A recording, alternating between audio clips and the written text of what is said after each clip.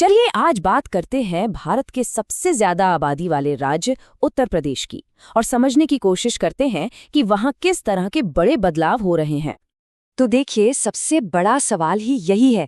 हम किसी छोटे मोटे राज्य की बात नहीं कर रहे हैं। ये एक ऐसा क्षेत्र है जिसकी आबादी और मुश्किलें दुनिया के कई देशों से भी कहीं ज्यादा हैं। इस बड़े पैमाने को समझने के लिए चलिए एक आंकड़ा देखते हैं। ये जो 46 लाख की संख्या है, ये उन गन्ना किसानों की है जिन्हें हाल ही में दाम बढ़ाए जाने का सीधा सीधा फायदा मिला है। मतलब सोचिए, सिर्फ एक सरकारी फैसला लाखों लोगों की जिंदगी पर असर डालता है। तो ठीक है, इस बदलाव का जो पहला और सबसे अहम हिस्सा है वो है अर्थव्यवस्था। देखते हैं कि इस पुरानी जमीन पर एक नई मॉडर्न इकोनॉमी बनाने की कोशिश कैसे हो रही है। यहाँ की आर्थिक रणनीति बड़ी दिलचस्प है। मतलब अपनी गहरी ऐतिहासिक जड़ों को, अपनी विरासत को साथ लेकर चलना है और उसी के साथ साथ नए जमाने के इन्वेस्टमेंट को भी खींच कर लाना है। अब देखिए, पैसा और निवेश लाने का तरीका भी काफी रणनीतिक है। यूपी सरकार देश के बड़े बड़े इंडस्ट्रियल शहरों में अपने ऑफिस खोल रही है और हर शहर पर अलग फोकस है।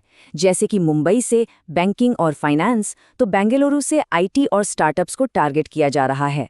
और इस पूरे इकोनॉमिक प्लान की रीढ़ है बड़ा बड़ा इंफ्रास्ट्रक्चर। इसका एक बेहतरीन उदाहरण है ग्रेटर नोएडा का ये बोडाकी लॉजिस्टिक्स हब। इसे उत्तर भारत का एक मेन लॉजिस्टिक्स सेंटर बनाने का प्लान है, जो कि बहुत बड़ा प्रोजेक्ट है। अच्छा, ये बदलाव सिर्फ सड़कों और फैक्ट्रियों का नहीं है। दूसरा बड़ा फोकस है एक संतुलन बनाने पर, यानी राज्य की जो अनमोल कुदरती और सांस्कृतिक विरासत है उसे कैसे सहेजा जाए। और ये संतुलन हमें गोमती नदी को फिर से जिंदा करने जैसे प्रोजेक्ट्स में साफ साफ दिखता है। और इसी के साथ साथ घड़ियाल जैसी जो प्रजातियां खत्म होने के कगार पर हैं, उन्हें बचाने के लिए भी राष्ट्रीय स्तर पर काम हो रहा है।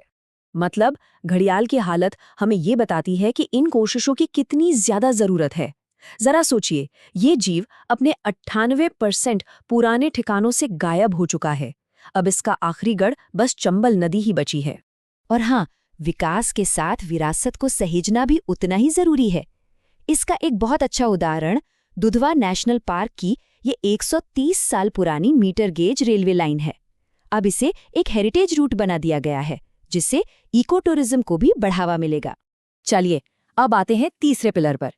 ये पिलर सीधे सीधे लोगों से जुड़ा है। मतलब शिक्षा और इनोवेशन के जरिए आने वाली पीढ़ी में कैसे इन्वेस्ट किया जा रहा है। और ये जो आंकड़े हैं ये वाकई देखने लायक हैं। स्टूडेंट्स में इनोवेशन को बढ़ावा देने के मामले में यूपी अब पूरे देश में सबसे आगे निकल गया है। आप देख सकते हैं कि नॉमिनेशंस की संख्या दूसरे राज्यों से कितनी ज्यादा है।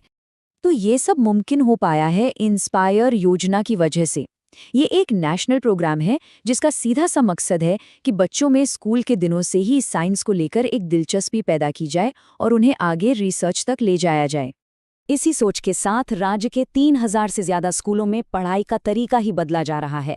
अब जोर रट्टा मारने पर नहीं, बल्कि करके सीखने यानी प्रैक्टिकल नॉलेज और प्रॉब्लम सॉल्विंग पर दिया जा रहा है। और अब बात करते हैं चौथे और आखिरी पिलर की, गवर्नेंस का नया मॉडल, जिसमें टेक्नोलॉजी का इस्तेमाल और कानून व्यवस्था में आए बदलाव शामिल हैं। तो देखिए, कानून व्यवस्था को लेकर राज्य की जो अप्रोच रही है उसके कुछ आधिकारिक आंकड़े भी हमारे सामने हैं। ये आंकड़े पुलिस एनकाउंटर्स यानी मुठभेड़ों के हैं। लेकिन साथ ही ये भी जानना जरूरी है कि ऐसी कार्रवाइयों में जवाबदेही के लिए सुप्रीम कोर्ट और नेशनल ह्यूमन राइट्स कमीशन की तरफ से कुछ बहुत सख्त गाइडलाइंस भी हैं, जिनका पालन करना जरूरी होता है। गवर्नेंस में नई टेक्नोलॉजी का भी इस्तेमाल हो रहा है, जैसे कि ड्रोन के बढ़ते इस्तेमाल को देखते हुए उसे रेगुलेट करने और लोगों की सुरक्षा पक्की करने के लिए एक पूरी पॉलिसी बनाई गई है। माना जाता है कि इन सभी कोशिशों के पीछे की जो मूल भावना है वो इस प्राचीन संस्कृत वाक्य में छिपी है, जिसका मतलब है सभी सुखी रहें। तो आखिर में सवाल यही बचता है, एक तरफ हजारों साल पुरानी परंपरा है और दूसरी तरफ टेक्नोलॉजी से लैस भविष्य की तरफ बढ़ने की जोरदार कोशिश। इन दोनों के बीच आने वाले कल का उत्तर प्रदेश आखिर क्या शक्ल लेगा, ये देखने वाली बात होगी।